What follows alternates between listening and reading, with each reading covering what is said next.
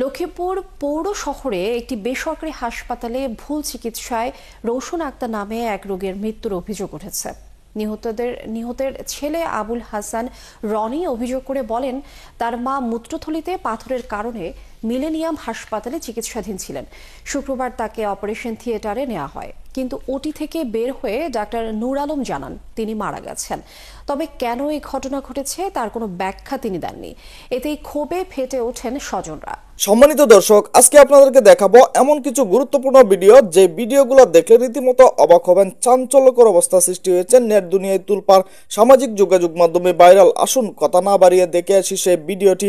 1 সেকেন্ডও না টেনে পুরো ভিডিওটি দেখবেন। চ্যানেলে নতুন হলে সাবস্ক্রাইব করে রাখবেন পরবর্তী আপডেট পাওয়ার জন্য। ভিডিওতে একটি লাইক করে দেখতে থাকুন সম্পূর্ণ ভিডিওটি। হাসপাতালে চেয়ার, টেবিল, ইসিজি ও আল্ট্রাসোনোগ্রাফি মেশিন সহ অপারেশন থিয়েটারের রুমের দরজা জানালা ভাঙচুর করেন তারা।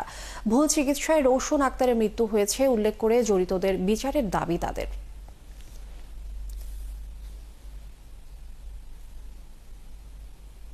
প্রিয় দর্শক, সম্পূর্ণ ভিডিওটি দেখলেন, অবশ্যই বুঝতে পেরেছেন ভিডিওটি কতটুকু গুরুত্বপূর্ণ ছিল। দর্শক, আপনারা জানেন বর্তমান সময়ে কিছু রাজনৈতিক উত্তেজনা চলছে। যেভাবে ডক্টর মোহাম্মদ ইউনূস চাপে রয়েছেন, সেভাবে কিন্তু একের পর এক চাপে রয়েছেন সকল দলগুলা। নির্বাচন কখন হবে কিছুতেই বলা যাচ্ছে না। সেনাবাহিনী, পুলিশ প্রশাসন মাঠে নেমেও তারা কিন্তু পরিস্থিতি নিয়ন্ত্রণে আনতে পারছেন না।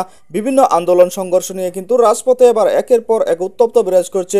দর্শক, আমরা অবাক হয়ে গিয়েছি যখন অন্তর্বর্তীকালীন সরকার ডক্টর মোহাম্মদ ইউনূস তিনি বিপ্লবী সরকার হয়েও তিনি বিপ্লবী সরকারের ভূমিকা পালন করতে পারেননি। এমনকি দেশে অস্থিরতা, অরাজকতা, চুরি, হামলা সবকিছু বেড়েই চলেছে।